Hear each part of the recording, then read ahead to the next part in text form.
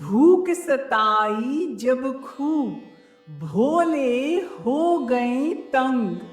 पहुँचे मैया के द्वारे होकर बेरंग। बोली मैया हे नाथ, यही सृष्टि का है ढंग। पेट भरा तो ज्ञान भी होगा पूरा संग। जरा सोचिए, आप इस दुनिया के सबसे बड़े ज्ञानी और सबसे शक्तिशाली देव हैं। सब कुछ आपका है, पर एक दिन आपको भूख मिटाने के लिए भिक्षा की कटोरी लेकर खाना मांगना पड़े। ये कोई कल्पना नहीं है, ये सत्य है कि स्वयं महादेव शिव को भी एक समय अपनी पत्नी मां पार्वती से भिक्षा मांगनी पड़ी थी। कहानी शुरू होती है भगवान शिव के एक वहम से। उन्होंने संसार की हर वस्तु को, यहाँ तक कि भोजन को भी सिर्फ एक माया कह दिया। मां पार्वती जो स्वयं जीवन दायिनी शक्ति है, उन्होंने शिव जी के इस भ्रम को मिटाने का निश्चय किया। और फिर क्या था? मां पार्वती ने एक ऐसा कदम उठाया जिसने देवताओं को भी हिला दिया। उन्होंने संसार से अन्न को पूरी तरह से विलुप्त कर दिया। अन्न के जाते ही बड़े बड़े देवताओं से लेकर छोटे जीवों तक सबकी तपस्या और जीवन थम गई। सोचिए, जिस चीज को शिव जी ने माया कहा, उसके जाते ही पूरी सृष्टि कैसे रुक गई। पेड़ सूख गए, नदियां खाली हो गईं। भूख ने सबको व्याकुल कर दिया। शिव जी का सारा ज्ञान भी इस भूख के आगे फीका पड़ गया। उन्हें एहसास हुआ कि जिसे उन्होंने माया कहा, वह तो स्वयं ब्रह्म है। जीवन का पोषण, हर चीज का आधार। अब महादेव खुद भिक्षा पात्र लेकर उस अन्न की खोज में निकल पड़े। शिव जी खुद एक भूखे भिक्षुक बन गए। पर मेरे बच्चों, ये सिर्फ पति पत्नी की एक नोक झोंक वाली कहानी नहीं है, बल्कि इसमें छिपा है हमारी रोज की रोटी और धन की स्थिरता का सबसे बड़ा आध्यात्मिक रहस्य।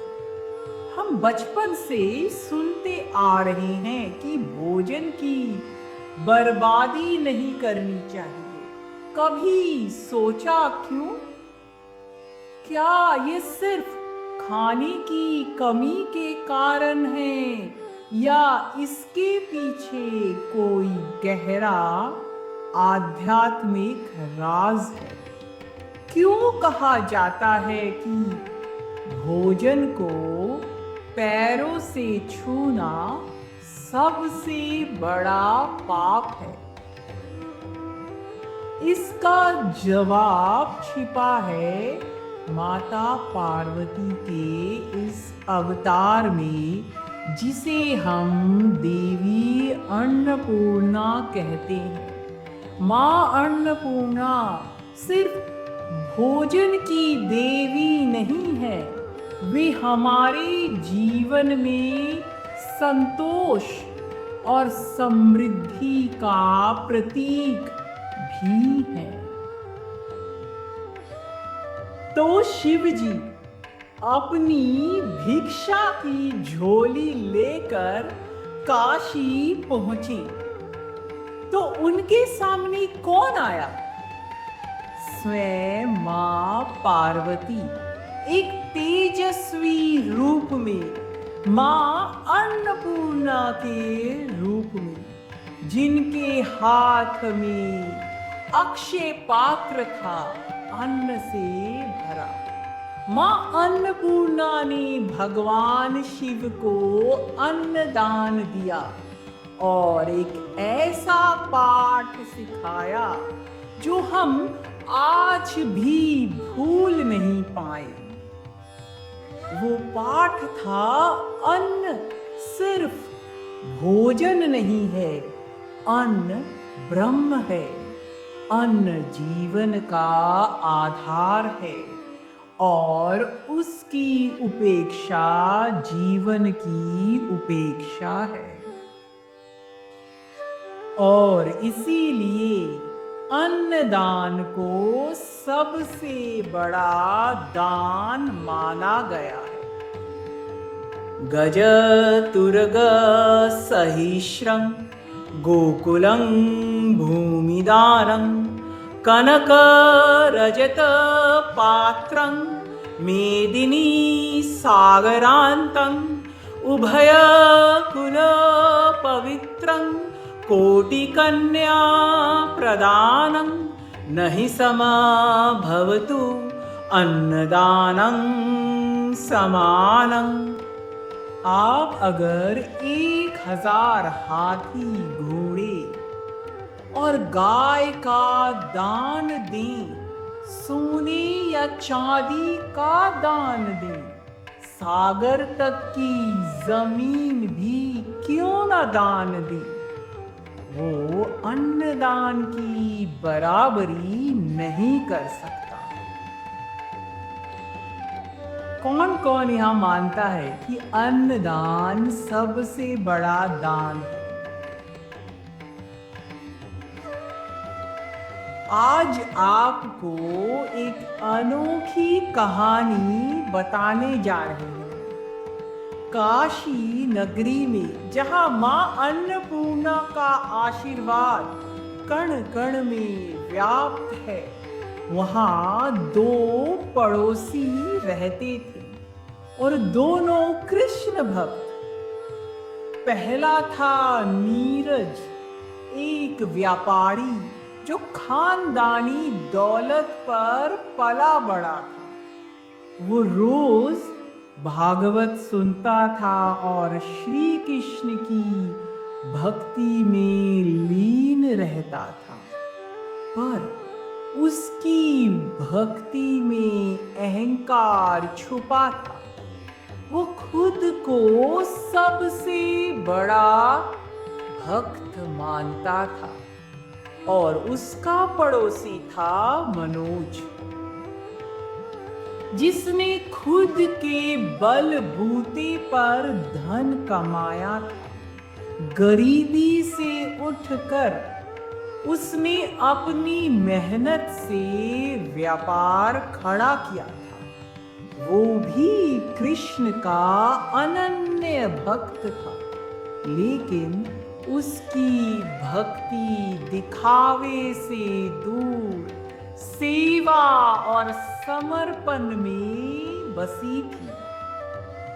नीरज हमेशा सोचता था कि कैसे वो दुनिया के सामने अपनी महान भक्ति का प्रदर्शन करे, अपनी श्रेष्ठता साबित करने के लिए उसने एक भव्य जाप और कीर्तन समारोह का आयोजन किया।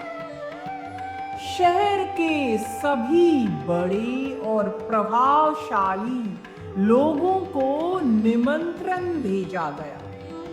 उसे यकीन था कि भगवान श्री कृष्ण उसके इस आलीशान आयोजन से बहुत प्रसन्न होंगे। संयोग से यह वही दिन था जिस दिन मनोज का जन्मदिन था और उसकी माँ ने बड़े प्रेम से सुझाव दिया, बेटा आज तुम जिस लायक बने हो वो ईश्वर की कृपा है। उस गरीब बस्ती को मत भूलो जहां तुमने बचपन के दिन काटे थे। आज अपने हाथों से वहां के गरीब बच्चों को भोजन कराओ। मां की बात मनोज के दिल को छू गई। उसने तुरंत रसोइये लगाकर गर्मा गर्म पूड़ी और हलवा बनवाया। बिना किसी शोरगुल के वे स्वयं सारा भोजन लेकर अपनी पुरानी बस्ती के लिए निकल पड़ा। मलिन बस्ती के बच्चों में जब वो प्रेम से अन्नदान कर रहा था तो अचानक एक छोटा सांवला सलोना बालक मोर पंख लगाकर कान्हा के वेश में भीड़ से निकलकर उसके सामने आया। मनोज ने उस बच्चे की आंखों में देखा और एक क्षण के लिए मानो वो समाधि में चला गया। उसे लगा जैसे समय रुक गया है। उसकी आंखें भर आई। जल्दी से स्वयं को संभाल कर उसने अपार स्नेह और प्रेम से उस छोटे बालक को भर पेट पूरी हलवा दिया। बालक ने एक शरारती मुस्कान दी जैसे कोई भेद जानता हो और भोजन लेकर तुरंत बच्चों की भीड़ में गायब हो गया। मनोज का हृदय उस क्षण तृप्ति और आनंद से भर गया। दूसरी ओर नीरज के यहाँ बड़े बड़े लोगों का जमावड़ा लगा था। वहाँ भव्य कीर्तन शुरू हो चुका था। तभी अचानक लोगों ने देखा कि स्टेज पर रखे श्री कृष्ण की मुख्य मूर्ति गायब है। हड़कंप मच गया। नीरज का अहंकार और सम्मान दोनों संकट में थे। सब मूर्ति को खोजने लगे। मनोज अपना अन्नदान पूरा करके घर लौटा और पड़ोसी होने के नाते नीरज के आयोजन में शामिल हो गया। मूर्ति गायब होने की बात सुनकर वो भी हैरान हुआ और खोजने में जुट गया। अचानक मनोज की नजर मंच के पीछे पर्दे के पास गई। उसने देखा कि वहां जमीन पर विराजमान श्री कृष्ण की वही मूर्ति थी जो गायब हुई थी। जब मनोज मूर्ति के पास पहुंचा तो आश्चर्य से उसके पैर वहीं जम गए। श्री कृष्ण की मूर्ति के दाहिने हाथ में पूरी हलवा पकड़ रखा था। सभी लोग स्तब्ध होकर मनोज के पास जमा हो गए। मूर्ति यहाँ कैसे आई और हाथ में पूरी हलवा कहां से आया? तभी नीरज का एक पड़ोसी जो सुबह मनोज की मदद कर रहा था, आश्चर्य से चिल्लाया, अरे यह तो वही पूरी हलवा है ना जो मनोज सुबह गरीबों में बांटने गया था। सारे पंडाल के लोग स्तब्ध रह गए। नीरज का मुख लज्जा से झुक गया। उस दिन नीरज ने अपना अहंकार का त्याग कर दिया। उस दिन नीरज को और बाकी सभी को ये बात समझ में आ गई। ये दिव्य सत्य कि भूखों को खिलाना ही सर्वोच्च भक्ति है।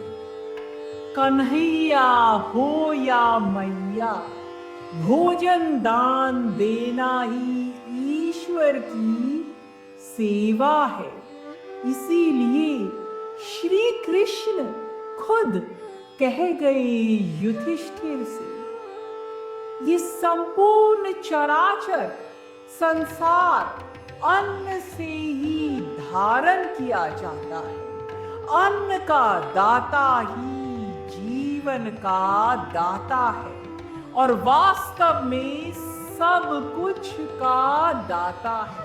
इसीलिए जो इस लोक और परलोक में कल्याण चाहता है, उसे अन्न दान करना चाहिए।